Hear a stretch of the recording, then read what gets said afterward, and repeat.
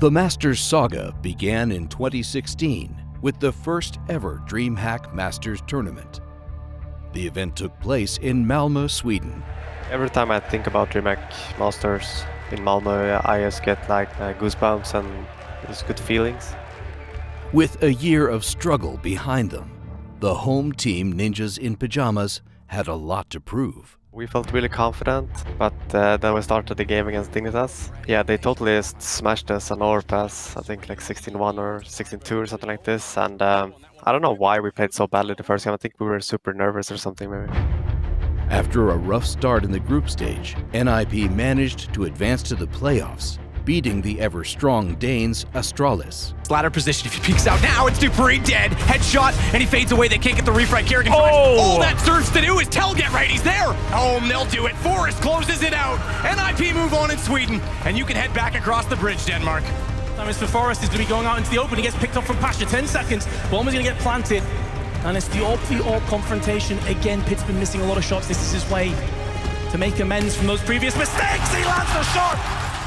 After knocking out Virtus Pro in the quarterfinal, NIP faced off against their fellow Swedish countryman Godsend for a spot in the finals. And I remember GetRight aced or killed 4 guys. And I remember Twist was trying to knife him, and GetRight just turns around like 90 degrees and just one taps him. GetRight's going to look to try and bag himself. This c0ntact Ro does finally get it. He is going to find himself the receiving end of a battering. Here comes GetRight. He gets knifed but peeks around and destroys Twist. In a stadium packed with fans, Godsend raises the stakes, forcing NIP into a third and final map. Out the player. Forrest meanwhile, Connector again gets the bomb dropped. That's hilarious. That's absolutely brutal. Can he save the semi-finals? He's being tanked up from short, picked off. After the win, there was only one obstacle left to complete this Cinderella story: Navi. We got a really good start, and we just kept rolling, and the crowd just went nuts, and we could hear them screaming like NIP. I think we just went with the flow, and the crowd was super helpful. I think I remember like every single kill from that last round, just like everyone, I think GetRight got like the last 3 or something, and everyone is just screaming like he's blank, and I think everyone was just rushing to kill him in the end. Forrest with another one, Flamey with an important refrag, but GetRight is there. Zeus and Edward are left, and they're simply out of time. 30 seconds here. NIP, what a story it's been already. GetRight, and here it comes, NIP. These boxes that we were playing in, they're supposed to be sound is isolating, but I think we could hear the whole arena, like everyone was screaming. It was just amazing. The first ever DreamHack Masters champion, the legendary Ninjas in Pajamas.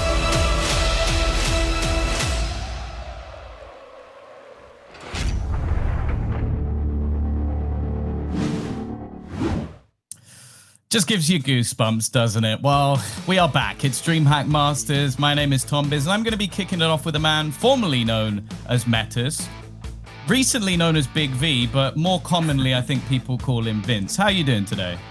I'm doing great, Tom. I can't wait to get back into the saddle. We did the whole of DreamHack Open November, and here we are for the Masters. It's going to be great.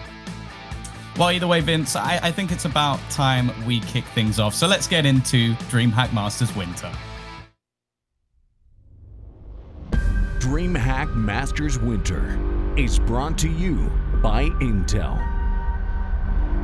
Corsair, Monster Energy, and MSI.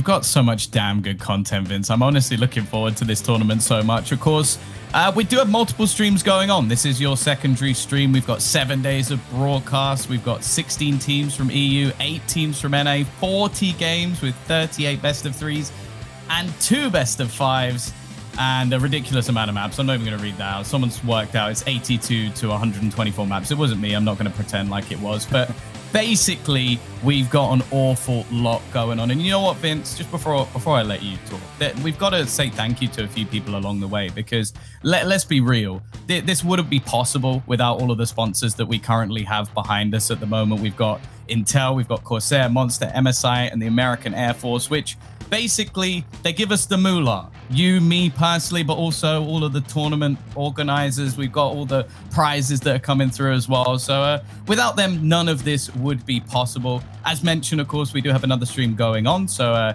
if you're looking for some other matches, if you don't want to see 2 bored people shout at video games, then maybe you're going to want to go over to that one. But personally, Vince, I'm looking forward to our schedule a little bit more, because we got 2 of the best teams in the world. We've got Heroic, Astralis, we've got all the Danes. We're stealing the Danes, which I think can only be good.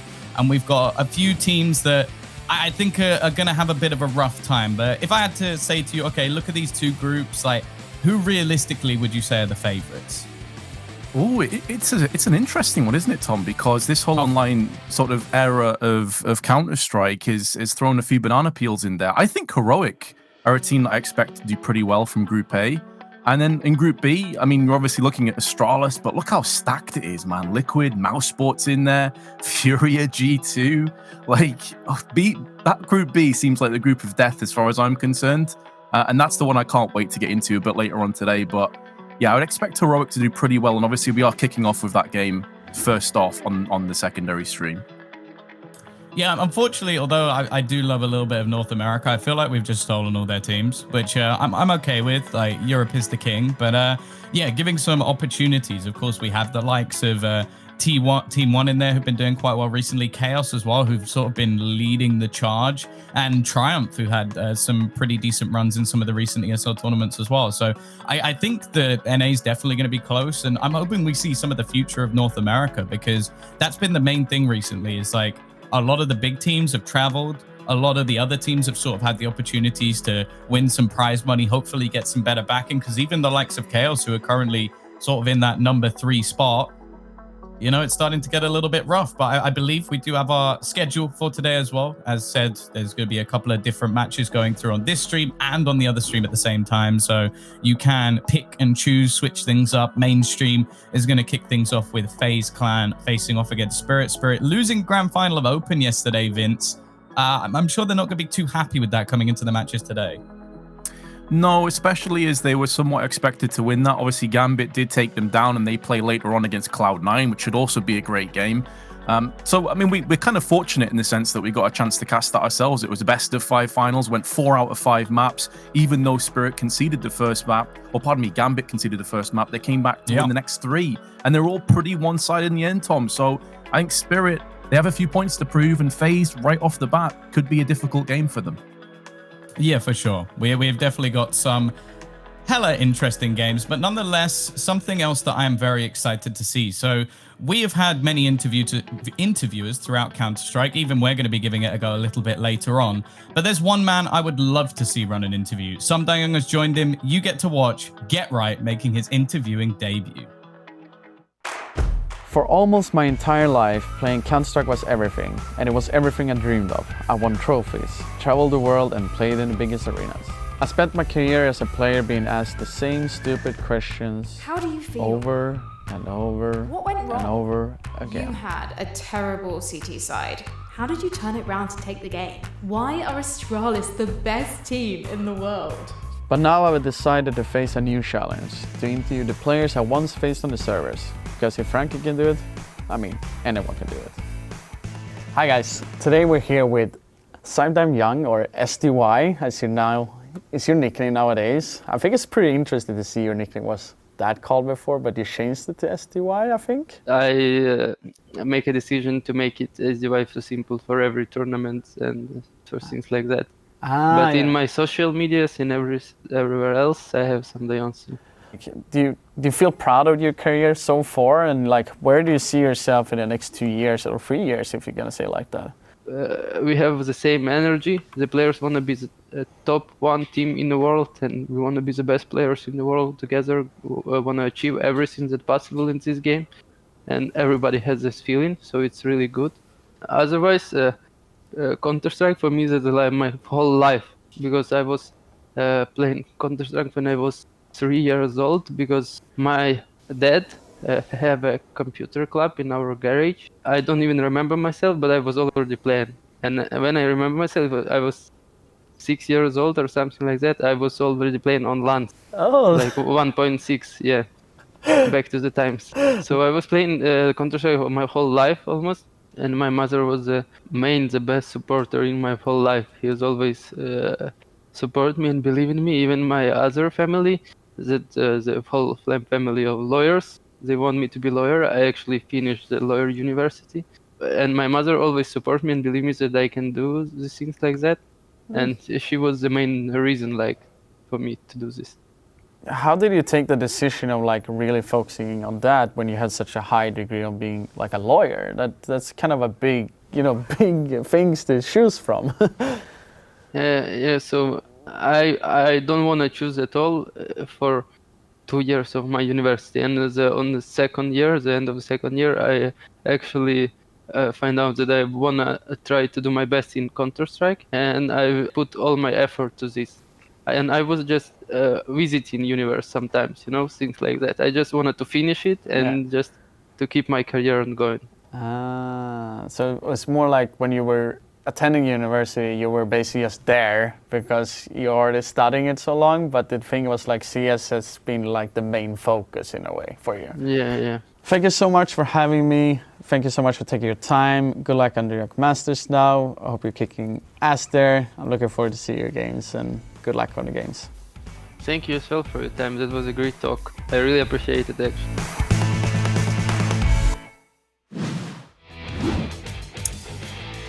Making us all look bad. Like, Get Right comes in, a fantastic professional player, legendary career, and then he can do interviewing as well. It's not fair. I don't like that the world's not fair, but more interestingly, Vince, in that video, I'm pretty sure c0ntact, if I didn't hear it wrong, said that he started playing LANs when he was 6 years old. Now, that kind of explains to me why I suck at video games, because when I was 6, I was a useless human being. When did you start playing video games? Was it close to 3 years old, as he said originally? There wasn't really video games when I was a kid. We just drew on the side of caves. That's how long ago it was. No, I think for me it was probably sat in something a puddle like outside. Yeah, exactly. Just sat there. Feels bad, man. Skimming rocks. It was probably like the Super Nintendo or the Game Boy or something. I think that's when I started playing. And when it came to like competitively, there was a few LAN cafes nearby, but that was back like Battlefield 1942 was a game that I remember playing like very vividly, and then maybe the first Call of Duty. So it's been a long time, but I would have said I was probably like 13 or 14. I wasn't as young as 6, that's for sure. Yeah, I don't know how that's even allowed. I'm pretty sure in the modern day it might not be. But nonetheless, we are going to have to talk about a little bit why we're all here. Now, everybody likes the money side of things. I know I do. That's for sure. But other than that, we do have the ESL Pro Tour. And that's where things get a little bit more interesting, Vince, because moving forward into this, we are looking at the road to Katowice, the chance to play in the $1 million prize pool. On offer here today, we do have 400 points for the top place in Europe, and of course there's plenty of points going all the way through North America, Oceania, and Asia. And with some of the teams, sure, it's nice to get some extra points, but you have the likes of Vitality, Heroic, Astralis. They're already at the main event. They're looking to maybe boost their stats a little bit. Some teams looking like a shoe-in for the play-in. For example, in North America, you have the likes of Chaos with, again, Furia making it to the main event. And then there's still some questions of like the order of Liquid and EG, of how things are going to go. So there's still a lot up in the air, and especially for some of the teams a little bit further down, like your Complexities, your Mouse Sports, your Spirits, for example. There's still opportunities to qualify for those big events, be it the play-in or be it the main thing. So getting the win in this tournament is still a pretty damn big deal. Yeah, and I mean, even if you're not winning, if you're getting close, you're at least placing decently. There's every reason to fight your hardest, even if you don't win the whole thing. So it really does incentivize teams and players to bring their A game to these tournaments. And look, this is probably going to be the last Tier 1 event of the year, right? So you may as well end it in winning ways. You may as well end the year with a bang. It's going to be a great tournament, and pretty much most of the top teams in the world are taking part.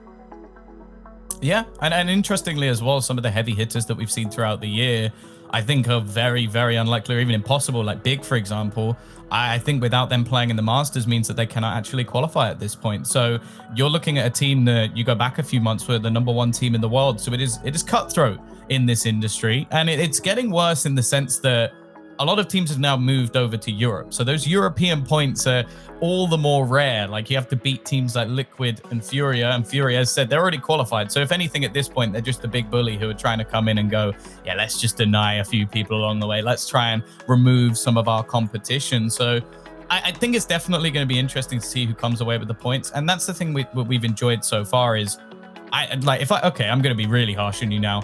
Who do you think is going to win, Vince? Because predicting that is nigh on impossible, and that's why I'm going to ask you to do it.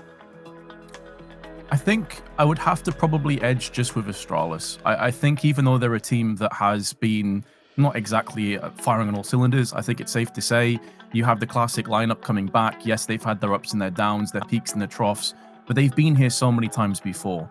And even though I don't think it's as clear-cut as if you'd asked me during the Astralis era, like, you know, who's going to win? Obviously Astralis. I think there's way more chance that they don't take this. If I have to, I'm going to edge with them, but I'm certainly not comfortable or convinced that will be the case. Well, we've had many dark horses throughout the tournaments recently, and because of that reason, I'm obviously going to be going with c0ntact. And you know what, Vince?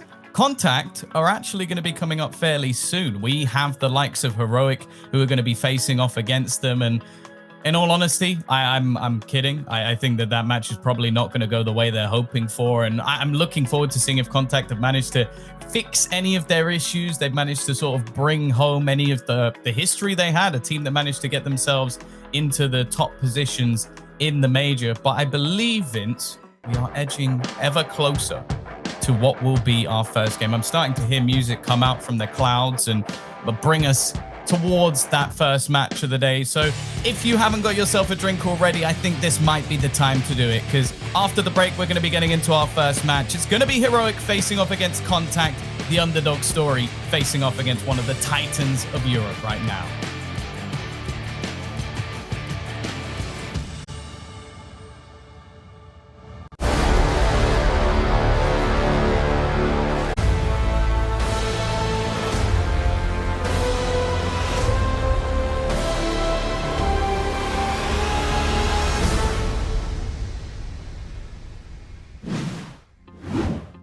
Welcome back to DreamHack Masters Winter. We're going to be slowly moving our way towards our first match of the day. I might have baited you guys a little bit, like, oh, look, the game's coming, but you still have to look at our faces for a little bit longer. I'm sorry about that. But either way, we're going to kick things off with taking a little look at the European side of the bracket. Of course, North America's coming up later in the day, but let's be real. You're all here for EU. You've got yourself up a little bit earlier in the day, and I've got the lovely Vince, who's going to take a little look at Group A. You sort of spoke about how you thought Group B might be the slightly more stacked of the two. Are there any sort of matches that stand out to you in Group A? I think everything opposed to maybe Heroic c0ntact has the potential of going very close. I don't mean to disrespect c0ntact at all. I know that you're definitely somebody that likes them quite a bit there, Tom. Yeah, fanboy. Okay, I wasn't going to say it, but you went and said it for me. I think the rest of the games could be very close, though. I would expect Heroic to come out pretty convincing. Obviously, we'll get back into that in a moment as we are covering that game first. But yeah, I'm actually thinking this entire tournament is just so stacked that you could really pick any game out, honestly, and say that probably going to go 3 maps. Some of the maps may be very close. The pick of the bunch for me, though, after what we saw yesterday from Gambit and the fact that Cloud9 are in resurgent fashion and there's this whole storyline about them, that's probably the pick of the games for me. Yeah, I think that Gambit roster looked really good, and off the back of a win, who knows? Now this one, I think, for me at least, there's a very obvious match which I want to be watching, that Liquid versus Mousesports face-off with I think that's going to be ridiculous. So much firepower, so much talent, but also two teams that are almost in, I want to say, like a rebuild stage. Although Mousesports have done very well recently, of course, doing well at Blast yesterday, you're still looking at them with a newish player. And the same thing for Liquid as well. You also then have Namiga, late notice, a player with a broken hand, or previously broken, now seemingly fixed, looking to try and join this tournament and beat G2. Don't know how that's going to happen. North with Christo just coming back. We watched him as well. He seemed decent, but is he enough to face off against Furia? I don't know. And then obviously on this stream as well, we're going to be watching Astralis versus Godsent, with Godsent again, like they've got a new in-game leader sort of coming in for that one. So it's going to be interesting. Obviously North America is one where I think that it should be a little bit more clear-cut in the first stages of things, Vince. I think Chaos and Triumph recently played the grand final in the previous CSL event, and I wouldn't be surprised if we see them both getting through here. Yeah, I would even maybe edge Chaos to take the entire group. Honestly, I think they're in damn good fashion right now, and yeah, it's a bit more clear-cut, I would say, overall on NA. But what we do know about Counter-Strike, Tom, is you can't really take anything for granted. At the end of the day, it's very possible upsets happen, especially over in the NA region. Yeah, for sure. I think going into Group B, we're probably going to see a little bit more of the same. Again, interesting to see T1 actually facing off against in the early stages of that, because again, like although the Whalers have been doing very well recently, I'm always going to have that sort of soft spot for the Brazilian sides and how they're going to be able to do getting through these groups. And I think there's a very, very real chance we could actually see both Brazilian teams actually getting out here. That's what I'd actually expect. It's going to be great to see Mythic. You know, obviously a lot of big personalities on that team. But I agree. I think it should be a Brazilian group going through. But nonetheless, we're going to get back into what we know, what we love, move away from this North American thing. I think we've left that to like Dinko and Blair to do the majority of. But we're going to start moving towards what will be our game of the day. And we have to start things off actually with, more interestingly, asking you guys what you think, because it will take a little bit of time to collect your votes. So we want to see who you think is going to be taking this one. It's hashtag Heroic, interestingly, hashtag Crazy, which is actually their old team name. So I'm I don't know what that's a pretty interesting hashtag to pull out. But hey, spam it in the chat if you've gone a little bit mad as hashtag. Maybe you're going to be as mad as I am, because well, I own one of 3 Esperanto jerseys from the Crazy days, so I'm happy to see hashtag Crazy come back into fashion. Although even I'm probably feeling a little bit more heroic today, Vince. Yeah, I think most people would be feeling heroic, to be honest. They're ranked up there as one of the best teams in the world, currently second, for good reason. Yeah, very much so. Heroic have looked very impressive recently. Like, I think there's been a few hiccups here and there. Like, obviously losing to Godsent was one of the more surprising factors in the Eliza qualifier, although I still think there's no doubt that they're one of the best teams in the world. The thing that's been really interesting me though, Vince, is that a lot of people have sort of mentioned that they don't look invincible. Like other teams that we've seen at the very top of their game, like the legendary Astralis, Fnatic, you can list many more, they look like they were unbeatable, whereas Heroic, not so much. Like even with losing a map to the likes of Endpoint throughout, who granted they've been good, but they shouldn't be beating Heroic. No, they shouldn't be, and that definitely was a bit of a head turner. Previously, they also in Blast lost to Mousesports 2-1, and then before that lost to Vitality. Like fair enough, you've lost to 2 good teams there. So I think on paper, you definitely expect Heroic to come out here pretty much all guns blazing. I also think that we'll get to the veto obviously in a little bit, but in terms of the maps, I think that heavily favors Heroic too. Yeah. So there's very few keys to success here, Tom, and I don't want to start things off on a negative foot. It feels like something special would have to happen for c0ntact to get the victory. Well, yeah, and the worrying thing as well is, sure, you've got a lot of firepower when it comes to c0ntact, but we've almost seen a lot of stars rise from this Heroic roster. Like Stown has been one that has been an incredible force rising for a long time now. Cadian as well on the AWP has had some of the craziest statistics that I never expected to see. Like you go back a few years, he was a solid AWPer, don't get me wrong, but there's been games that he's absolutely been able to turn on its head with just his individual skill. And that's not something I was necessarily expecting too much of. Nonetheless, though, Vince, I believe we've actually got a little bit coming through from the side of Heroic themselves. And someone we don't talk about maybe enough is going to be Nico, who we've got a video with now.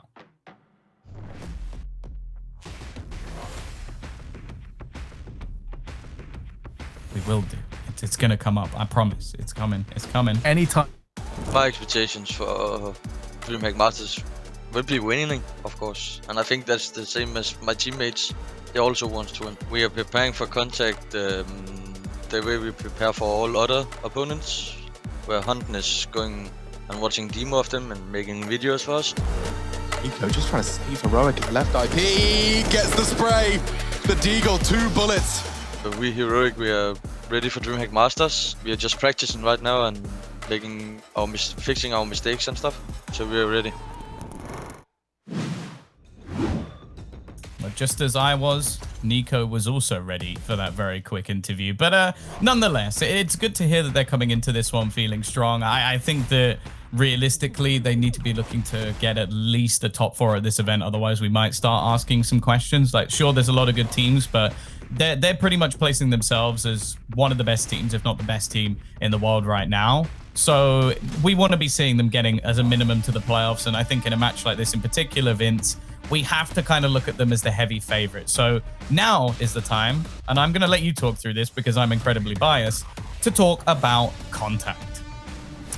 Yeah, Contact coming into this, they're going to be a team, Tom, that, in all honesty, I feel like, and you're going to love me saying this, Esperanto is a key member of this team, right? In terms of skill level. Exactly. In terms of fragging ability, there's a lot here. But there is a player that I really do want to highlight as being quite a beast, and that's Spinks from Israel. He's a guy that absolutely can stand and land some pretty crazy stuff. So I would be looking towards Spinks as well. I think he's going to go under a lot of people's radar, still has a point to prove. There is enough firepower on Contact to capitalize if Heroic do have a rough day at the office. But as we've already touched on, I think Heroic are the heavy favorites. In terms of the maps, I feel like if they can get something like a Mirage, then Contact have a chance of at least getting a map here. Yeah, I would agree with that. I think Mirage has been their go-to map since the Imperial days. They can go all the way back to when this roster was first that sort of initial core, and they were picking that map every single time. And I think Esperanto, as I'm always going to mention, will be the focal point on that map. The problem I have with this team, and I think you're going to like this reference in particular, is it reminds me of somebody playing Football Manager. It's like you've just sort of taken all these young talents and you're like, oh, this team's going to be amazing. And then it doesn't work because you haven't got the supportive roles. Nonetheless, someone who is going to be trying to mold this team together and make everything work out for them, it's Snappy. And this time we've got the video ready. I think for DreamHack Masters, we don't really need to come in with a lot of expectations. We are facing the best teams in the world, and we are the by far lowest ranked team in the tournament. We are actually really hard to read, because if I saw a demo of us, I wouldn't know half the stuff that were going on at times. You're against pistols. Don't give them fights like that. Don't give them fights like that. Regon capitalizes. Heroic is obviously my old team, so I know some of their tendencies, but I also know from watching their games and how they evolved with the new guys and with Hunten that they obviously also changed a lot of stuff. Going into the game, we're just gonna be looking at some of their past maps, see what tendencies they have, and then mainly just try to play our own game. Not really filling me with confidence there, Vince. Like, firstly saying, oh, you know, if I watched our demos, I wouldn't know what's going on. Snappy, that's your job. That's literally your job. You're the in-game leader. You need to know what's going on, otherwise this is a big, big problem. And I also don't agree with him in the fact that he said there, Vince, oh, if like it doesn't go well, it's fine. Well, nothing's really been going well for Contact as of recently. Now, we are going to have to move swiftly on and start talking about maps. Now, you've already sort of predicted a little bit. You've pulled out the big brain, and you've said a team that always played Mirage for years are going to pick Mirage. It's a big one, but more importantly, we're going to start getting into the picks and bans. Now, obviously, I think both teams have their perma ban coming in. Normally, we do see Contact try and float Vertigo a little bit against teams that also don't like to play Vertigo. If it's a team that plays it, they insta-ban it. It's not coming up. It's not happening. So Dust 2, same for Heroic. They don't really play that map whatsoever. But this is where things get interesting. And you predicted Mirage. I think I'm probably going to go for something like a nuke. If I'm looking at Heroic, one of the best nuke teams in the world at the moment, I don't think Contact will stand a chance if they go for that map.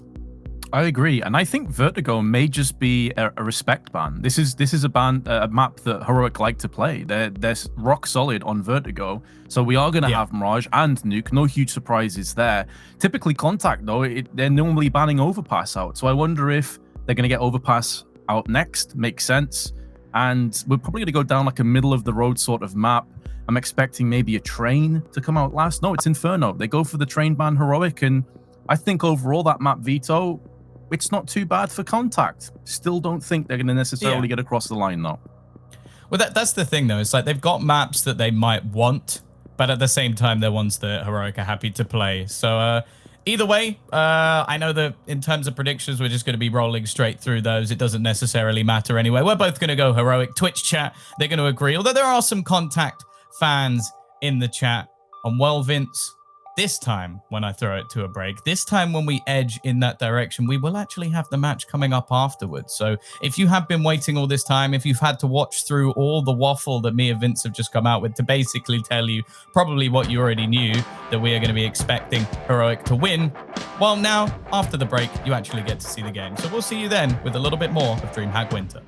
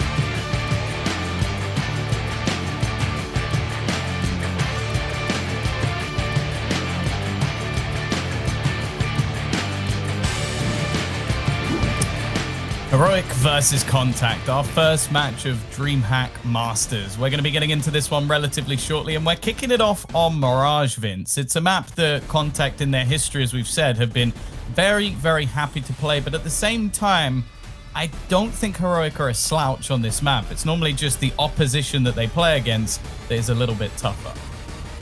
No, exactly. And I think that Heroic are a team that they're going to have better sort of regimented strats. You expect their key members to be really teeing off. Mirage is a map that, let's be honest, most players have a very, very firm grasp on. They've played it so many times.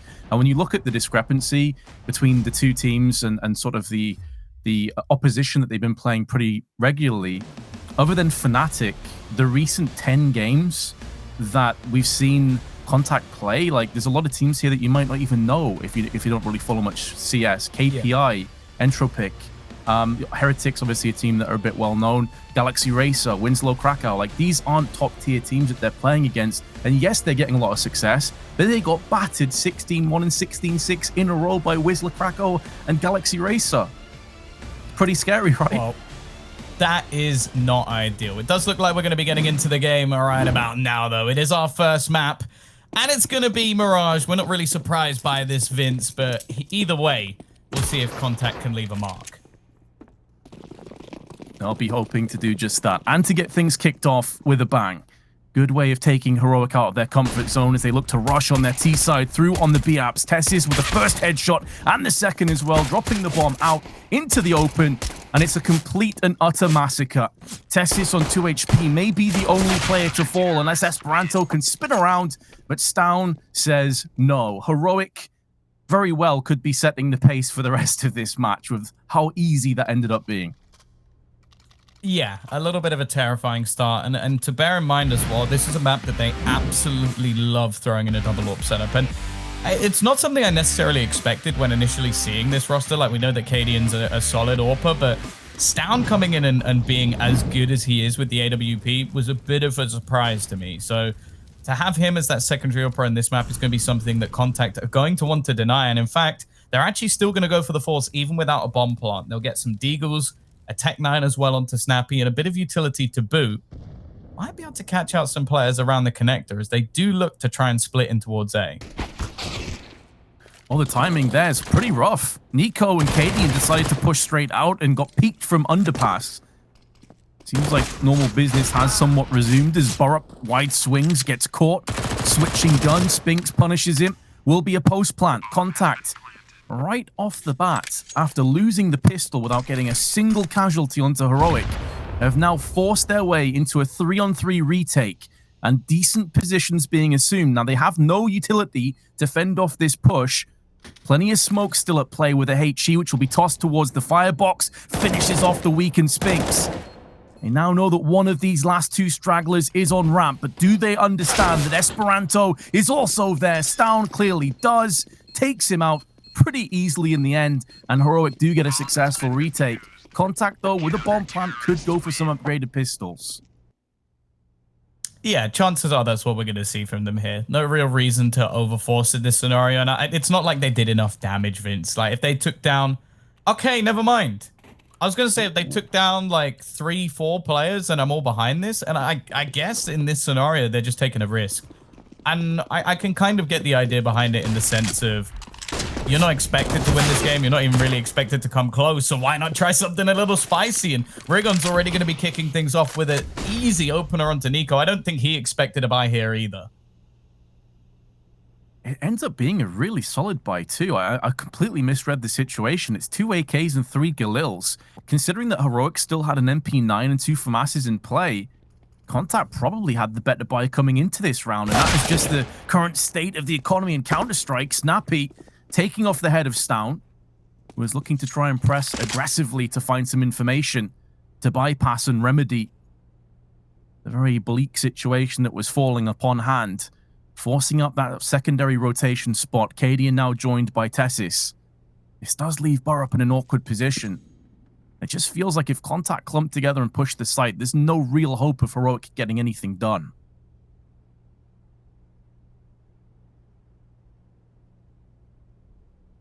Patient play. I like this from c0ntact. It's not something I used to witness too much with this roster. They were very gun-ho, just very aggressive, taking fights all the time. Connector was definitely their safe haven, but they took their time in this round, and in fact, they've actually got a freebie. So for the CTs, this is just going to end up being a save. No real reason to just throw those rifles into the wind. And, well, even with the economy situation, even with the ability to buy into this round, it was still a very big risk for c0ntact. Like, they knew they were coming up against multiple rifles. They knew that they would have vulnerabilities when it came to their utility, but just their raw individual, well, skill is enough to get them through this round. And that's always the thing we talk about with their roster throughout time, like whether it was Crazy, whether it was Imperial, or even Vince. Do you remember Man's Not Hot? That was also their roster name at one point. Just the best name ever, isn't it? But that was always the thing. Yeah, they were very good at winning duels. They weren't necessarily the best when it came to tactical structure. Now, adding someone like Snappy in, there's a part of me that hopes that they've managed to fix a lot of things. But from talking to a couple of the players and hearing their point of view, and because of just all of the roster changes they've been making, like you've had Letney and Emmy leave, you had Smooya trialed in the mix as well. It seems like they're still trying to find the formula of what actually works for this team. Yeah, and it goes back to that analogy that you made earlier that I think was spot on about Football Manager. You know, I mean, you even look at the nations that are present: Denmark, Finland. You've also got Lithuania in there, Switzerland, Israel. Like, these aren't necessarily nations that you expect to be playing together, and there's no reason it can't work. But it does feel like sometimes the team isn't on the same page. Sometimes it comes down to that individual prowess, and when you're up against a team like Heroic, it's not really any easy duels that you can feasibly take out. Esperanto won't be too bothered by that Molotov. Actually, it does extend just in the last couple of ticks, forces him away. 32 HP remains. And Stown, who would have heard him getting chunked and chipped by the fire damage, finishes off what Borup started. Now turns his attention to Palace on the drive-by. Rigon deals with him. Spinks now straight through onto ramp with 2 entries. The Galil sings out for a double. And c0ntact will be looking good to double up. Heroic, who had all of their money invested into the round, now have to go back and save again. A decent looking structure as well from c0ntact. Sure, it's Mirage. Sure, the case of your takes is normally going to be fairly basic, but they get the timing right to kill off Stown, and then the push from Rigon on ramp was nigh on perfect. So they're going to equalize things. Again, we're just going to have to witness the remaining couple of players look to save. And for Contact at this point, sure, their money isn't amazing. It's not through the roof, but there's enough that they could look to hunt down some of these weapons. I do wonder if maybe they're just waiting to see, like, okay, is someone still going for this? Are they taking a risk? Are they showing us disrespect? And with that not being the case, they're actually just going to tap out of this round as well. Just build up that money even further. And from what I've seen so far, sure, there was some earlier risky plays that they made to get themselves a first round, but they're looking a bit more tempered than normal, not necessarily going for these crazy all-in plays. Yeah, that's true. I mean, the early stages seem like they're a little bit more regimented, maybe a little bit more disciplined. Whether that will remain the case if Heroic do start to steamroll them, though, is yet to be seen. But for the time being, it's working out a treat. Esperanto, the player that we highlighted, yet to get off the mark. He hasn't been required. So still that ace up the sleeve. Stout can hear so many footsteps, but Rigon just jumps straight outside of Apps and nullifies him. Tessis with one of the two primary weapons at their disposal. M4 alongside the AWP, spotting players hopping across. Big headshot onto Otto. Does give them a glimmer of hope, and he actually doubles up with his second. Great cost to his HP. May think about throwing that M4 across the burp. Indeed, he does, knowing that he's living on borrowed time. But now Spinks is going to show his hand. Misses the initial shot, doesn't matter, as Tessis gets burned alive. And now Nico, with just a USP by his side, has to somehow try and clutch outside of Apps. Now, the bomb took ages to get planted, so he's not in a great deal of rush for that reason, even though he doesn't have a kit. But Spinks was watching the cross and Contact take the lead. A little bit too close for comfort. And again, we start to see the star power showing up for the side of Heroic. We know that it's there. Like, Tessa's probably having one of the craziest spray controls we've ever seen when it came to the DreamHack Open autumn that actually brought through a lot of the RMR points. So we know that it's there. Also, just we see a lot of people talking about the level of confidence that they seem to be playing with, and well, this round might be testament to that. Fighting for mid control. We know this is Contact's go-to. They love to try and dominate this position. In fact, I would almost gamble saying that you will see Esperanto in Connector more times this game than you will see him anywhere else on any other map. Like, that is his point of call. So if you know that going into things, which I think Heroic will, then realistically there can be counters to this. Spinks, on the other hand, maybe not quite as well known at this point. He's going to sneak his way out of Palace, catch out Tessis, instantly traded. But for the T's, especially in a round like this where there's weaknesses and vulnerabilities for Heroic, that's not bad at all. And they definitely did expect Rigon to be there as well. Great start this is turning out to be for Contact. And of course, that play you mentioned for Tessis was on Mirage from Jungle. So again, Heroic, no slouches on this map. Nico sprays on point, but unfortunately the rest of his teammates die around him. And Cadian on the long con, the long flank, with only an MP9, not really ideal for showing your hand outside of Palace. If they're at any kind of range, even though they're low, you're expecting the AWP or one of these AKs to put him down.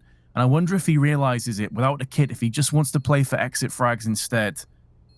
If the call has come through that there's two low players, maybe hoping that the bomb will draw them out into position and see if he can trade up that gun. In terms of the round, though, it is going the way of Contact. And after being barraged down to a 2-0, they will pick up 4. It's a labored spray. Cadian fortunate that Rigon didn't have his weapon out, but it does look good for him keeping the AK. Unless he goes out peeking a little bit too antsy, which you don't expect. He's a veteran player. He's a guy that's been here so many times before. But his team fall behind 4-2, Tom, and this resurgence from Contact has been impressive. I do feel it. I find it a little bit frustrating that for Contact they don't all exit in the same direction. I don't know why you, when you're low on HP, you decide to go through Palace there. It's almost like you just playing that risk game of like, if there's somebody there, you're going to give them a gun. So a little bit too easy for Cadian to pick one up there. For his side, well, this is where they now save their money. I want that double AWP coming up. It is something that's so deadly on this map for their team. As said, Stown, I honestly think he's one of the best secondary AWPers we have in Counter-Strike at the moment, and that is a pretty big claim. There are a lot of decent second AWPs that are thrown in normally off star players, and he's definitely one of them. So it will only get tougher for Contact when that comes in. The problem I have, though, is that a lot of the plays they're coming up with are just fairly grouped up takes together. And that's one of the best ways to counter a double AWP setup. So it's possible that even that might not work, but we'll wait and see.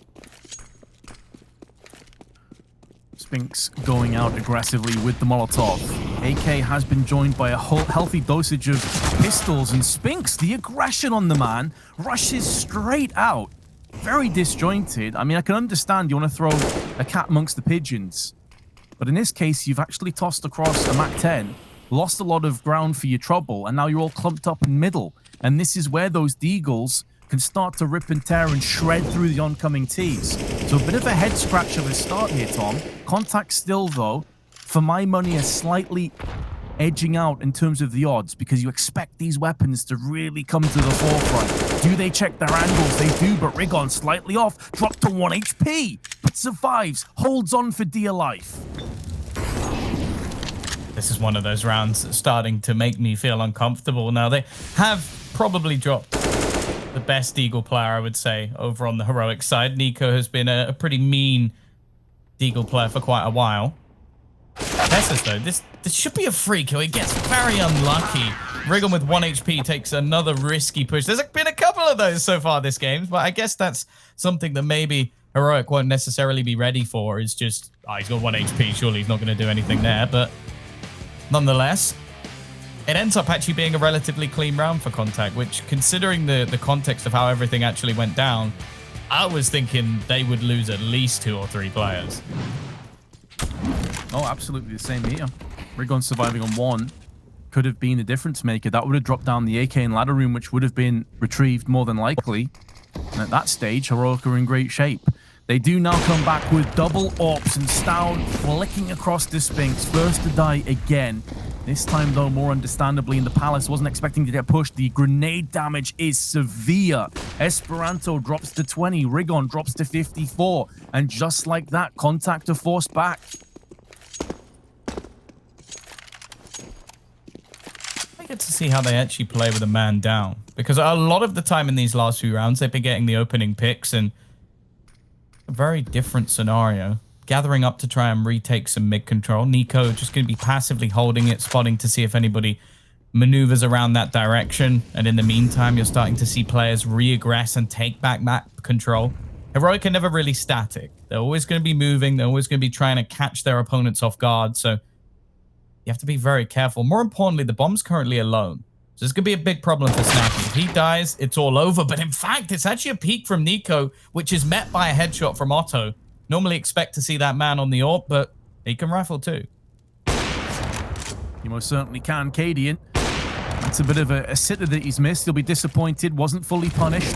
Snappy's moving in, but Tessis has him on the cross. Actually wide swings to deal with the threat of Rigon. And in doing so, gives up his back. Esperanto now pushing through Catwalk. It's getting severe again for Heroic. They're being clenched down on from this constant aggression and pressure that Contact have been applying directly to them. And now Burrup tagged down to 11. Big grenade damage onto Stown.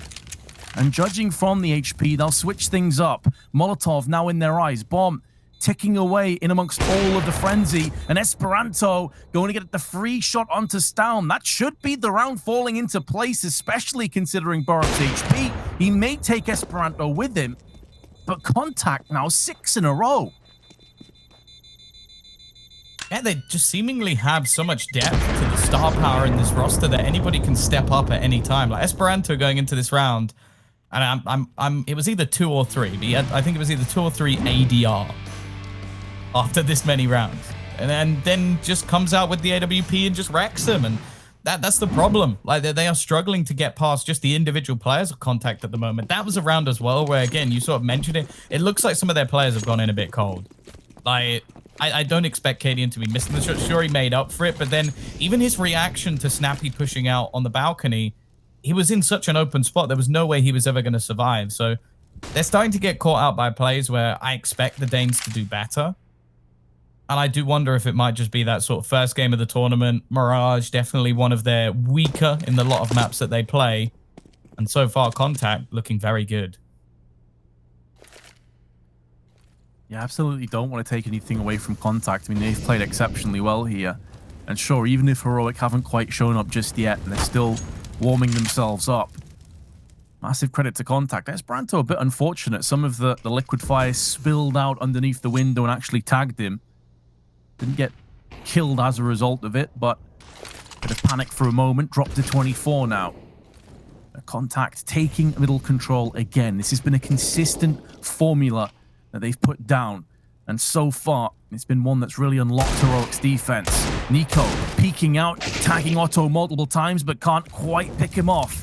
And Snappy making the most of that peek in. Not for the first time, Heroic doing a ton of damage, but not getting the reward in terms of frags. Tessis in an awkward position, now gets spotted by Rigon, who will not miss that freebie. And Cadian may get a couple players on the cross, make it just one, but that will not stop the fact that Snappy is moving onto the site.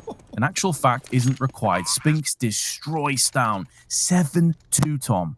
Who would have thought this scoreline would have come up, especially after Heroic took the first 2 rounds?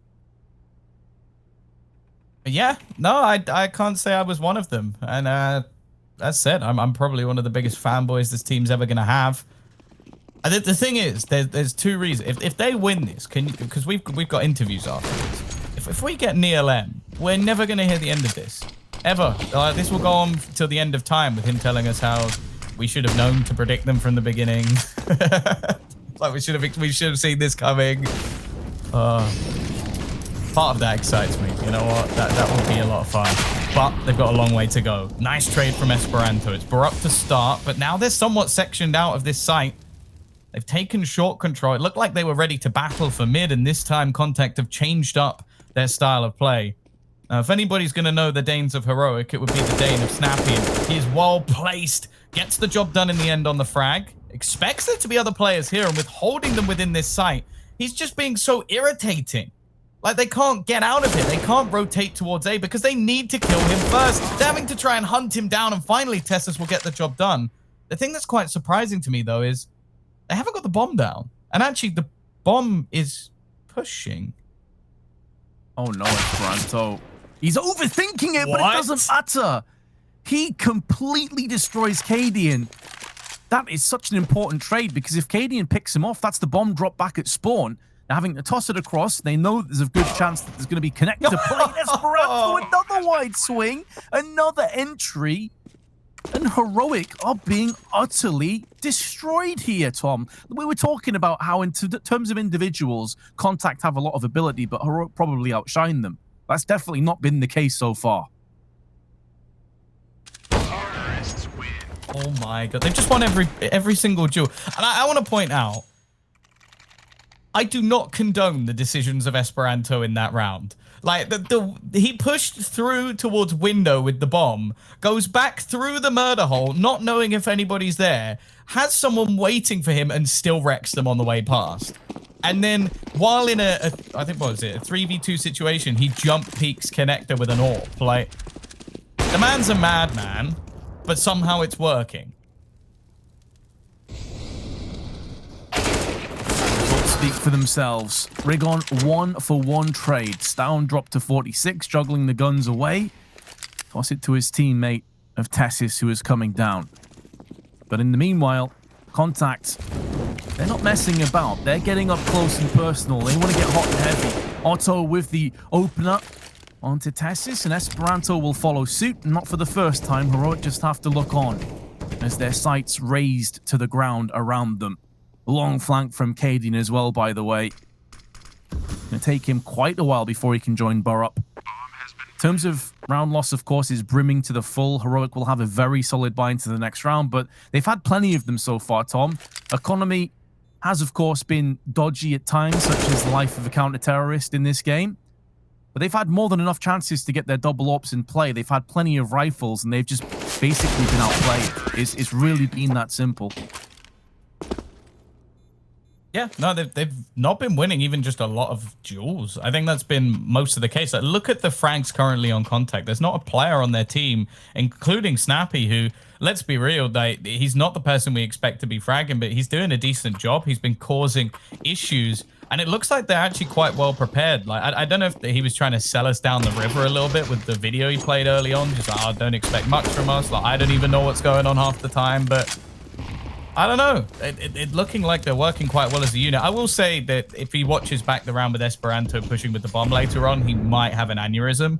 But other than that, I think that most of it seems to be going to plan.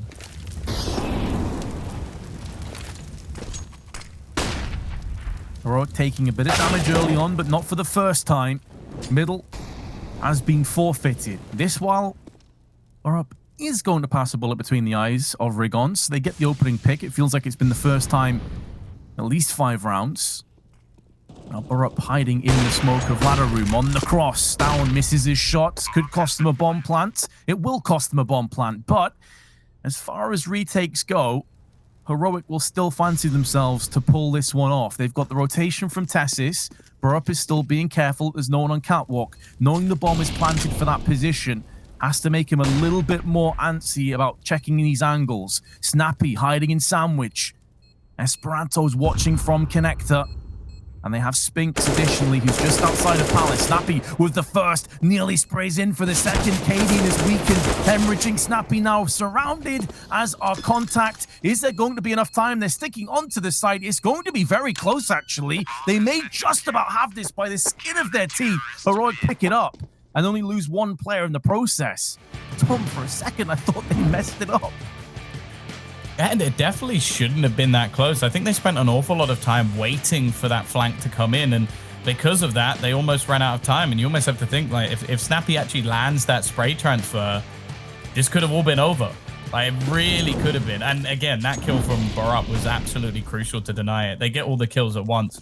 Too close for comfort, and again, not necessarily the manner in which we expected Heroic to win rounds, but they won a round. Spinks, again, just running his way straight through in towards the B-side. He barely takes any damage, but eventually meets the AWP of Stown, something I mentioned earlier in the game. A terrifying prospect, this double AWP setup, and they are raining down fire onto their opponents.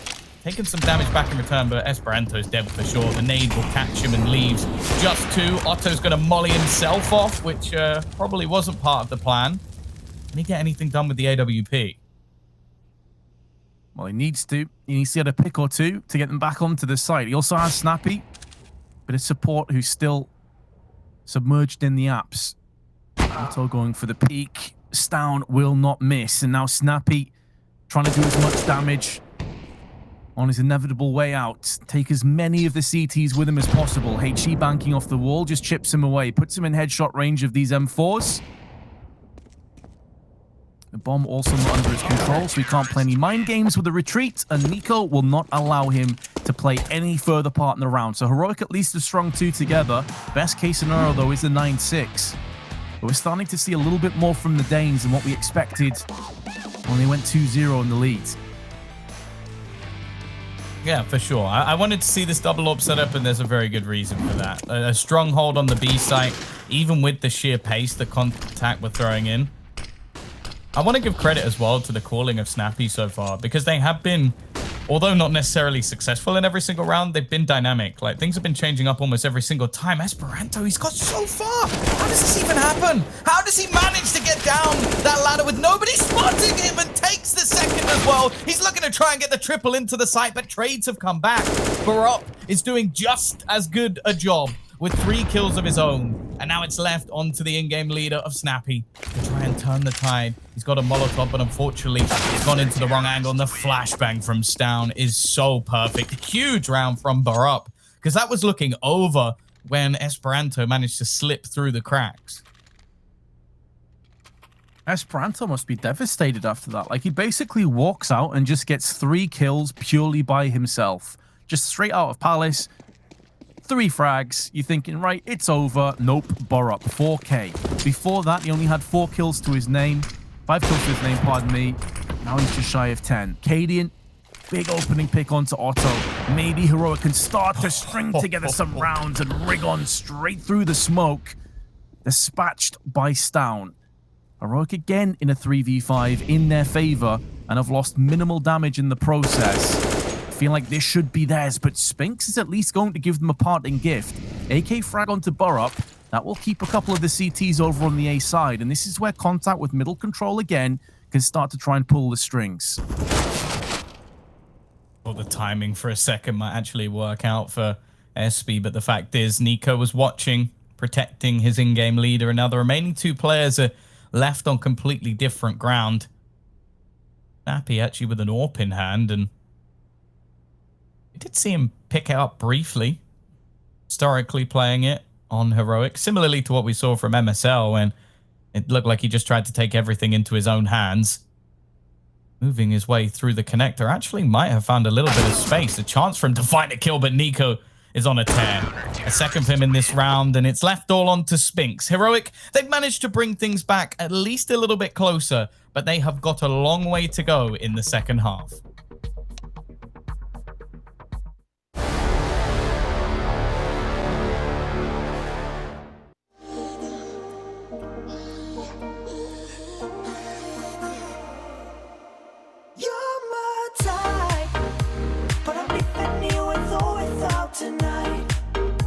Baby, can't you see that this ain't wrong or right? 'Cause you can't let go, but I can't hold on like this. So you can't let go, 'cause I can't go on like this. So I'm leaving you with or without tonight. Baby, can't you see that this ain't wrong or right? So you can't let go, 'cause I can't hold on like this. So you can't let go, 'cause I can't go on like this.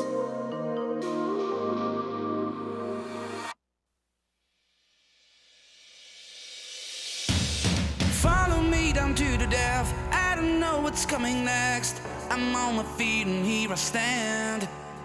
I had a hunch and no one cares. I have a body in my head just pulled down.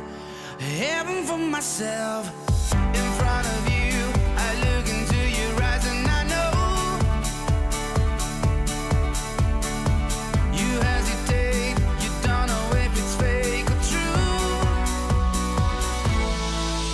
I'll be blue for you. I don't think that I should. No more regrets. I'm gonna do my best. Blue for you. I don't think that I should. No more regrets. I'm gonna do my best. Blue for you. I don't think that I should. No more regrets. I'm gonna do my best. Blue for you. I don't think that I should. No more regrets. I'm gonna do my best.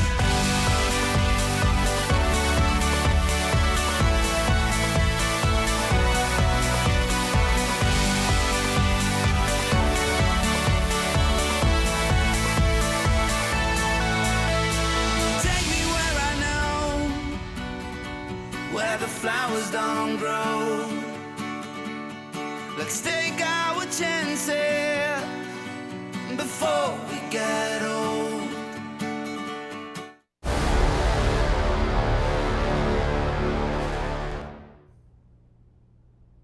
We are back, ladies and gents. Heroic, after a pretty decent start at 2-0, had a horrific middle portion of that first half that they're going to want to forget in a hurry.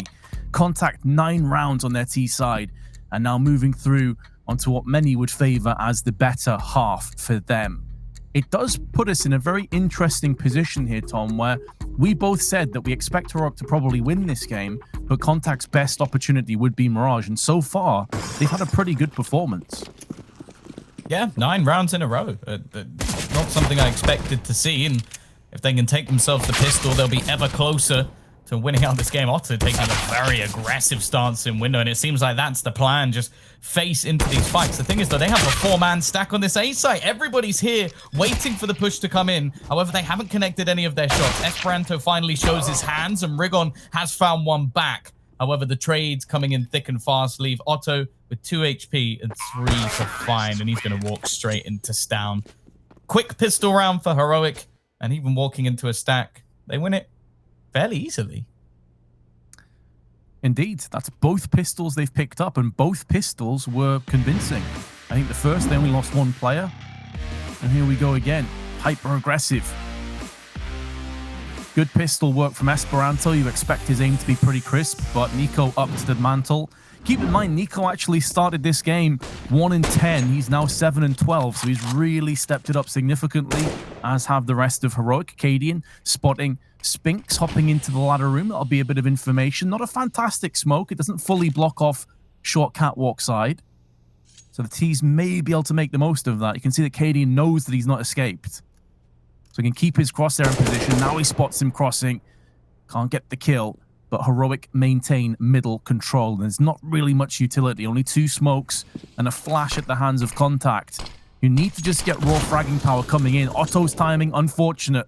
Just as the smoke's about to plume, they boost up. Rigon peering down into middle with his deagle. If he can get a couple of 1-digs, maybe this gets interesting, but instead he's cartwheeled away from the Galil on the hands of Tessis. Esperanto using that smoke to his advantage, but once it clears, Borup will be checking his angles, and that will be putting this round to bed. Otto at least is going to make sure a player goes down with him, but ultimately it's a consolation frag at best.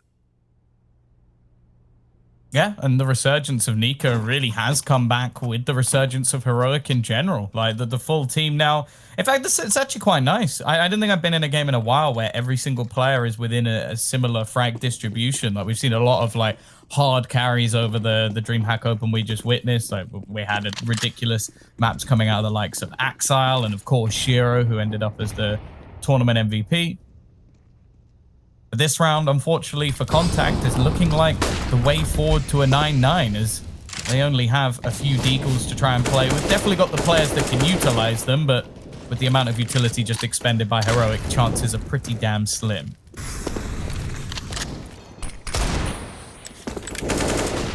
A little bit more in favor of Heroic with the Stown double kill. Molly and AK. And there's a triple just to add to the mix. Was a very low investment, so can't really get too carried away by this. But Esperanto can line them up. They don't check the angle. The alcove of jungle goes unchecked, uncontested, and now Heroic are being punished where they stand. Spinks, the Israeli, comes good with the deagle, and that puts it down to a 2-on-2. Borup and Nico, decent crossfire, good positions post-plant. And with no smokes or incendiaries, c0ntact will struggle to win from this stage. Esperanto, another dig, but there's Nico. The man that we highlighted on the resurgence, the redemption arc, brings us back to 9-9. But considering there was a very low investment from c0ntact, that's a fantastic round they've just picked up, even though they conceded it.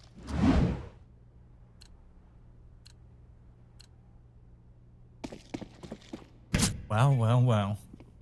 We've seen crazy dig stuff from them in the past. I'll never forget Esperanto during the major on Train, the 181 dig that made absolutely no sense, and proven again. While you should always be careful while playing against this team. At the same time, though, Heroic, they're still grinding these rounds out. Since the 9 in a row, there's been nothing of sorts. They will get the AWP, in fact, 2. The second being onto Rigon. While on this B site, and he is going to find the opener onto Stown, who looks to try and make a bit of a solo play towards that B site. The thing that interests me, though, is the fact that the bomb's actually there with him. The rest of the team, however, have made their way up connector, and this could be a bit of a problem. This is so much control. Nobody's noticed. Esperanto's going to get killed in the back and probably start to ask questions of his in-game leader, who's just let them all walk past. It's almost a repeat of what we saw earlier. The question is, do they have the same response? And maybe they do. Otto, with a quick double back, leaves the double AWPs in with a chance. Cadian now last man standing, back against the wall. Trying to lead by example with the AWP. All 3 players still have their sniper rifles intact. But that Molotov does draw away a lot of time. About half of that fuse remains. Cadian anticipating from all the noise of the grenades over on Catwalk. They'll both be pushing from there, and Cadian looking to cultivate the clutch, conniving with the knife, forces him off the site, and that should be the round done and dusted. Cadian takes it down. He also picks up the kill for good measure. And c0ntact will be devastated they let that round slip. I think that's the first major mistake we've seen from c0ntact, because that's almost the unforgivable sin. Like, how far they get out is absolutely unbelievable. Like, they walked all the way through connector, And I'm sure Esperanto, that's a desk punching moment. And then he's someone who definitely is a very emotional player. You don't want him getting tilted because he'll tilt himself out of the game. I've spoken to him many times, even when he was playing in other rosters, looking for as a favorite in the tournament, and he's said things along the lines of, I'm just not that good at Counter-Strike anymore. And I'll be honest, it's got me quite irritated, Vince, because even some of the things we've seen today alone are a million times better than I'll ever be. But that's not the sort of kill that he should, well, death he should be receiving. Like that's a clear misplay from somebody on the team and not something that we want to see in the future of their CT side. It goes back to that mentality aspect that we were discussing a few times at the DreamHack Open November, where you can have a player that is very talented, but can they harness that frustration? Like, some players will harness frustration in a positive way. They'll let it motivate them. They'll let it light a fire underneath them that really burns bright. And some players will become their own worst enemy. And it's all about harnessing that. Everyone is going to feel frustrated. Everybody is going to feel tilted at some point. But how do you deal with that is what separates the good players from the truly great players, in my opinion. That smoke is actually missed. Now, speaking of Esperanto, we've already seen his Deeg work pull off some spectacular frags. They at least bypassed that, though, Heroic. Knowing the smoke missed, they double flashed it, and that allowed them to get through safely. They are moving into the stacked site, though. 3 players here. This is where the Deegs could shine. Rigon's gone in for 1. Otto goes unchecked to the back of the benches, but he's missed his chance, as has Rigon. There were opportunities, there were ways forward, but c0ntact have missed them all. And what a spin around this has been from some of the previous rounds, by the way, where it felt like c0ntact won every single duel. Now it feels like that's been flipped 180. Yeah, it's definitely a worry. And they were always very good at the T side of this map, so I can't say I'm overly surprised that the flip has now started to come in. But this is where we look to players like Otto to try and have slightly more impact. The crazy thing about that round for me is that Rigon gets like double naded and molotoved out of the back, and he's still the only one to get a kill. Like, he just swings and takes someone head off. And again, if that's me, I'm not going to be happy in that situation. But luckily for the Heroic players, they seem to have slightly better mental strength than I do. Pessis, though, is going to get the opener. Here is Otto. Someone mentioned, but k0ntact is just patiently waiting for the repeak after he gets the kill. All too easy to shut down the Finnish AWP. Esperanto, Rigon, and Snappy, they all come up at once, Vince. And now it's only Stown left. Only Stown, but he has 19 kills and 100 ADR to his name. He is playing some solid Counter-Strike, but the positions, the tandem peak from c0ntact is too good, and it's their first round in what will feel like forever. They finally have broken the curse of their CT side, but can they keep it going? The punishment they've put down onto Heroic will put them into a bit of a sketchy buy. Tech 9 for Borup. Tessis will only fare with a Mac 10, and they have no money behind this, so c0ntact have every chance, if they can get successful and strike gold for a second time in a row, of getting into a really good position still on this CT side. It's definitely been a weird game. Like, that was, what, 9 rounds in a row for c0ntact, and then 8 rounds in a row for Heroic. If there's another streak, then c0ntact have got themselves the map, but we'll have to wait and see on that one. Jury's not out just yet. Now, you can see the amount of damage that they have done over the last few rounds. Money is awkward for Heroic. Tessis only on a Mac 10, but they're going to try and brute force their way in towards this A sign. Actually, they've done a lot of damage onto Snappy. 3 players now within CT. He's going to get flashed in. In fact, Rock's going to go pushing with a Tech 9. He almost manages to get 2. Esperanto pushing through the smoke is only traded. It means the weaponry almost evens out a little bit. Otto will find 1, but does he get Tessis? Important that Tessis wins that battle, because he, in fact, had the bomb. And now he's going to quickly make the jump and look to move towards B.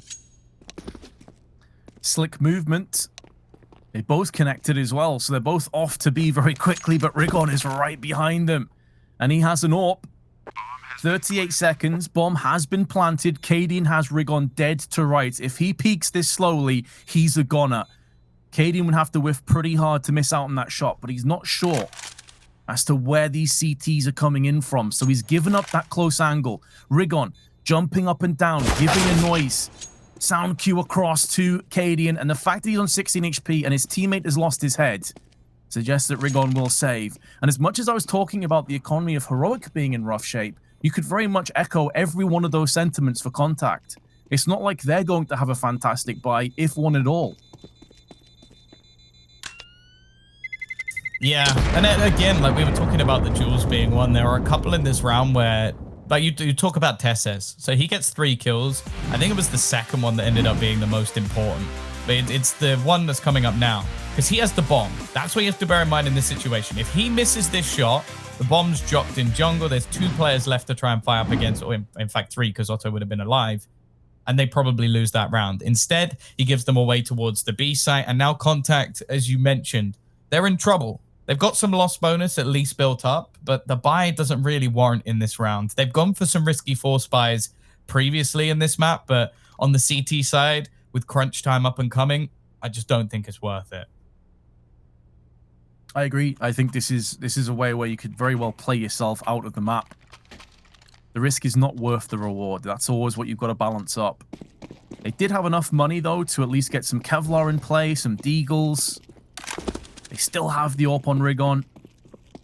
There's ways forward. There are potential power plays at stake, but Rigon has missed. Shoots right down the middle of all the oncoming Ts who just barrage their way, brute force their way onto B, but Spinks is here. He's waiting with the Deagle, not far off connecting a second. Did damage to Stout, but it's only 50. As at last kept the Ts somewhat honest on their approach. They will be doing their best to make sure that none of these angles get peaked. Molly and Smoke has been put down. Esperanto tosses in the incendiary. Won't be stopping the bomb from getting planted, and at this point, Contact likely will just save. Bit of damage inflicted, but nothing too significant. So Heroic 13-10 lead will be coming up, and with every passing second, Tom, it feels more and more likely that, hell, they were made the favorites for a reason. Yeah, for sure. We are starting to see the Heroic that we expected to a little bit earlier in the game. I think they got caught off guard by some of the plays that were being made by Contact when it comes to the T side. But it's a weird thing with this map. Like, you expect the CT side to almost be the one where you have the more standard plays, but this is a map where aggression's very, very common indeed. So I don't think there's going to be that much that Contact can necessarily throw in that hasn't been seen before by Heroic. Whereas on their T side, some of the stuff they were doing was a little bit weird. Like the facing off or just walking straight out of Palace it's not that common. Most teams are not going to be overly focused on covering that position all the time.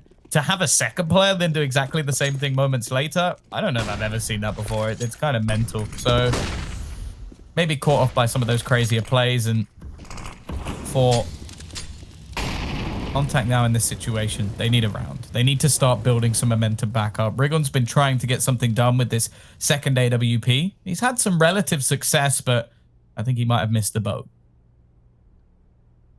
And just to go back to a point that you highlighted there about some of these crazier plays on the T side, they're much harder to emulate when you go through on the CT side of the map. You know, when you're playing defensive, you have to play a little bit more statically. Of course, you can play aggro, so seeing Rigon here actually did connect a shot into Stout. Unfortunate not to get the outright kill, saved by the slight wooden panel. But it is harder to do on the CT side. And you can see that Heroic, look how passive they're starting these rounds. They're back towards the T side of middle. They're watching ramp. They're watching Palace. They're being very cautious because they are anticipating that Contact at any given moment could go for an audacious play. Love this switch up from Heroic, and they're playing perfectly. It's the perfect counter to what Contact's doing. But how is their execute going to be? And look at Otto. Speaking of madness, it's one of their AWPers that's pushing around the back. He's the most aggressive player on the server, and he's your primary AWPer. Why not? He might actually be able to catch someone on the flank. I don't think he's there quite quick enough, but look at the rest of the team. 3-man setup, rotation coming through the connector as well. They are more than prepared for this push. If they don't win this round, then we can call it done. But they are slaughtering this Heroic side as they walk into the site. It's only going to be Cadian remaining, and he's probably sat there scratching his head thinking, how on earth did they know? But it's Otto's push that gains the information. A round for Contact. But one I'm not so sure will be too easy to complete, because the thing is, doing that again is going to be very, very difficult. I don't know how you wouldn't catch your AWPer pushing all the way around the back like that again. I honestly think they were massively baited, as they do call a tactical. They could force a buy here, but I honestly think they got baited by the fact that it was Otto's AWP that tags down. when you know it's the AWPer that's pushed into B apps, you really do not expect a fast rotation play. It's typically going to be the more mobile rifler that goes in. So the second they call that there's an AWP in B apps, I think that's why Heroic felt so comfortable to just basically posture outside of A. And that again goes to show just how crazy that play really is. Especially if you're going to flank with an AWP, like the obvious downside, other than the fact that it's like a one and done weapon, and if you miss a quick shot, you're dead, is you're more susceptible to having the barrel of the gun go around the corner while you're playing slowly and just getting wrecked off the basis of that. That's why you very rarely see like AWP lurks for the obvious reason.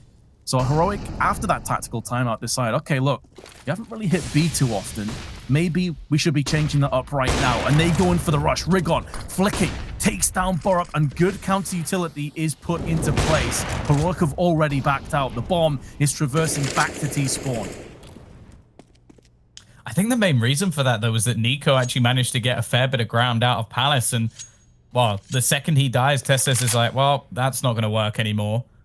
It's a lot of gamble plays coming in for Contact, but I'd like the change. Like, things weren't working. Let's take some risks. Let's do something a bit crazy, but they've turned their back. Esperanto's just handed a kill away. They didn't need to be aggressive in this position. No matter where they had their players, they were going to have a relative chance of an even trade. And instead, a free kill for Heroic could be a way back in. Exactly. You hit the nail on the head. It's one thing to be audacious and somewhat desperate to a degree when your player's behind, but when you're in a 5v3 on the CT side, no one's low, you have two AWPs, why would you push? I get it. You have full confidence in your own ability, and it's what got you so many rounds on the T side. But this is an entirely different ball game.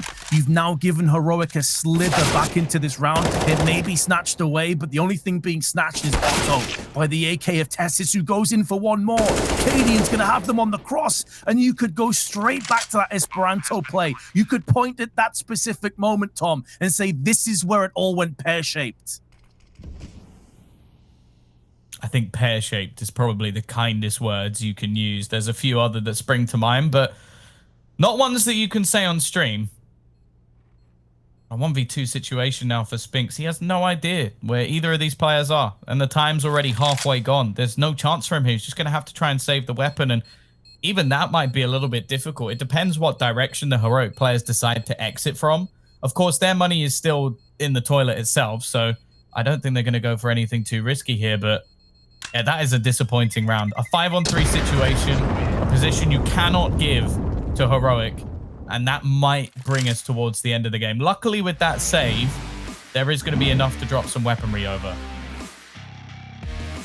I mean, I don't want to harp on it too much, but that really is inexcusable at this point in the map. That was a golden opportunity for Contact to be breathing down the necks of Heroic, have their economy in rough shape, but instead they are on the brink of collapse on their choice of map. Unless you forget, or if you weren't here to see the earlier portion of the map, Contact won 9 in a row in the first half. At one stage, it was, what, 9-2? And they had this really by the scruff of the neck. And since then, Heroic have mounted an excellent comeback. But some of it, I think it's safe to say, Tom, has been facilitated by Contact's mistakes. Oh, for sure. No doubt about it. And now they're trying to fight off with this one. Luckily, both teams' economy is low. So likelihood is Heroic win this round, map done. Contact win this round, game on. That's what we're looking at here. So potential opportunities. They can manage to swing this one back. They started the last one so well, however, and this time the execution has come in snappy. He's been playing over this smoke a lot. Somehow doesn't get punished just yet, although Nico is looking to try and find him through the gap. Looking for a slight... Yeah, but the smoke, never mind. k0ntact, he doesn't wait. He's not patient. He just shoots straight through it. They're looking for that lurking player as well, though, expecting someone to be here. Esperanto, he might get the timing just right. He's only going to get one, though, and Tessis trades onto 2. It's left all onto Spinks. A 1v4 situation. He had his moments at the beginning of this game, but has gone a little bit quiet. And unless somehow he gets a ninja defuse in plain sight, well, not even going to be heard by Heroic as they take themselves a 15th round, and now the money for Contact is in the dirt. As grim as could be, and they only won 2 rounds so far on their CT side. Would have to say that Heroic, on their match points right now, won both pistols. That is always going to give you a massive bonus and buffer of rounds. but they've done an excellent job of converting those opportunities, especially on this second half, and weathering the storm after losing 9 in a row to finish the first half with the last 4. Rigon maybe called upon to hold the line and try and dig c0ntact back into this. There's good start with the FAMAS, but Stow now goes in for 2, and the final curtain perhaps coming down on Mirage. There are flanks coming into play on both teams. That's an interesting little complication perhaps for Heroic, but it's been dealt and thwarted with ease. And unless Esperanto can pull off the 1v4, it's all over. A huge comeback in the end from the likes of Heroic, and it has to be said, it was impressive. Like, they were losing quite extensively, 9-3 down to turn things into a 16-11 win. They almost make it look like it was in their control from the get-go, but the fact is it was more down to what we saw on the CT side. And while, Vince, it looks like you are disappearing into the void, you've taken the wrong pill and you've ended up in a bit of a different place, but luckily for us, I believe we are going to be heading to a little bit of a break and then coming back to discuss this game.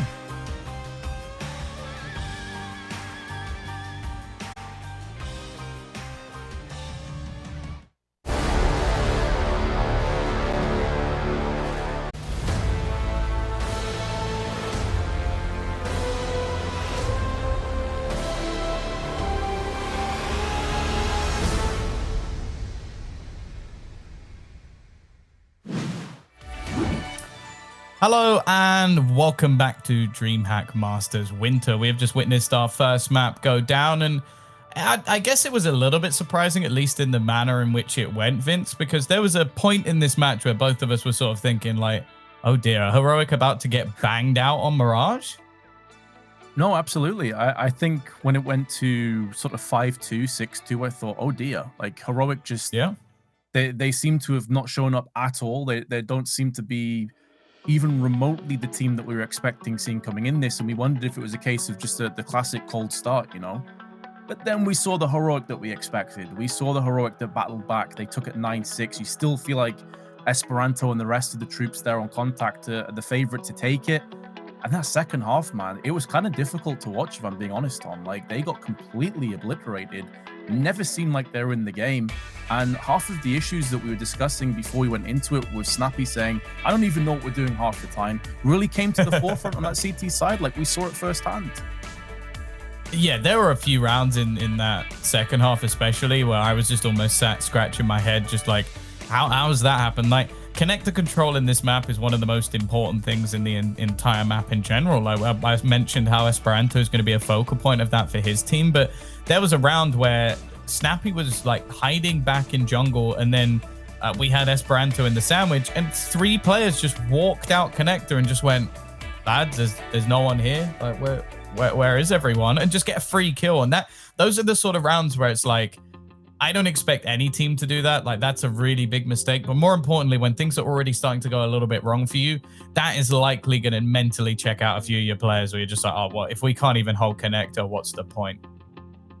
No, exactly. And, you know, we touched on this before as well, that c0ntact has some, I think it's safe to say, like emotionally charged players in their roster. Yeah. When you're losing rounds like that, when you're effectively throwing away opportunities that could have really got you into that match and potentially even won you the map, you've got to question what's going through their head right now, Tom. Like, you lost your choice of map, mainly off your own decision-making and your own mistakes. Now you're heading across to a very comfortable map for Heroic, like one that they have tried and tested on Nuke. This is, you know, going to be a map where I honestly don't really expect to see too much from c0ntact, if I'm being honest. Like, I want to try and be optimistic here, but Nuke is a playground. This is where Heroic shine. Yeah, like arguably one of, if not the best team in the world at Nuke at the moment. And that's a pretty scary prospect to go facing off against. Like, it's definitely not an awful map for c0ntact. Like, we're not sat here saying that this is their worst map in the pool. Like, it's one that they're very happy to play. But again, we talk about the caliber of teams they've beaten. You've got the likes of K23 Existence. You've got, again, Vizsla Krakow coming up. Back in September, they beat Mousesports, which is something. But again, it's a map that I don't realistically expect them to win. Nonetheless, we've got a little bit of time before the game will kick off. A short break, and then we get into Nuke to see if Heroic are going to close on their own map choice.